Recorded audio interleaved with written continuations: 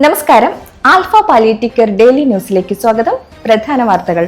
സംസ്ഥാനത്തെ 9 ജില്ലകളിലായി പ്രവർത്തിക്കുന്ന ആൽഫ പാലിയേറ്റീവ് കെയറിന്റെ 26 സെന്ററുകളിലെ രോഗി പരിചരണത്തിനായി സ്പോൺസർഷിപ്പുകൾ നേടുന്നതിനായി നടപ്പിലാക്കിയ പേഷ്യന്റ് കെയർ സ്പോൺസർഷിപ്പ് ക്യാമ്പയിന്റെ സമ്മാനദാനവും അവലോകന യോഗവും ഇന്ന് എടമുട്ടം ആൽഫ ഹോസ്പീസിൽ നടന്നു. ചെയർമാൻ KM നൂറുദ്ദീൻ അധ്യക്ഷത വഹിക്കുകയും ഒന്നാം സമ്മാനമായ മാരുതി വാഗണർ കാർ ലഭിച്ച ഇരിങ്ങാലക്കുട സ്വദേശി ഹരിഹരൻ കരുമാത്രയ്ക്കും ക്യാമ്പയിനിൽ കൂടുതൽ സ്പോൺസർഷിപ്പുകൾ കരസ്ഥമാക്കിയ Edamuttam hospice, Thrissur link centre, Vellangallu link centre എന്നിവർക്ക് ആദ്യ 3 സ്ഥാനങ്ങൾ നേടിയതിനുള്ള മെമന്റോകൾ വിതരണം ചെയ്യുകയും ചെയ്തു. കൂടുതൽ സ്പോൺസർഷിപ്പുകൾ നേടിയ സെന്ററിനുള്ള 25,000 രൂപയുടെ അവാർഡ് സ്പോൺസർ ചെയ്ത ആൽഫയുടെ അഭ്യുദയകാംക്ഷിയായ VS സുഗുണൻ എടമുട്ടം ഹോസ്പീസിന് തുക സമ്മാനിച്ചു. അടുത്ത ക്യാമ്പയിനിൽ കൂടുതൽ സ്പോൺസർഷിപ്പ് നേടുന്ന സെന്ററിനും അദ്ദേഹം അവാർഡ് നൽകുമെന്ന് പ്രഖ്യാപിച്ചു. ചെയർമാൻ KM നൂറുദ്ദീൻ VS സുഗുണനെ പൊന്നാടയണിയിച്ച് ആൽഫയുടെ ആദരം നൽകി.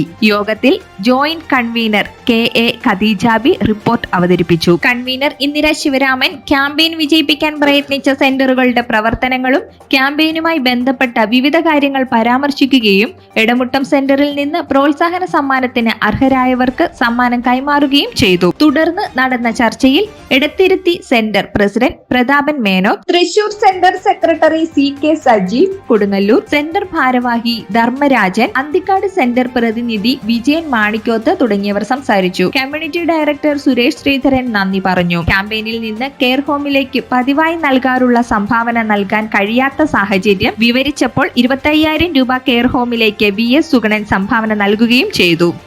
ഇതോടെ ഇന്നത്തെ വാർത്തകൾ അവസാനിക്കുന്നു. ജയ് ഹിന്ദ്.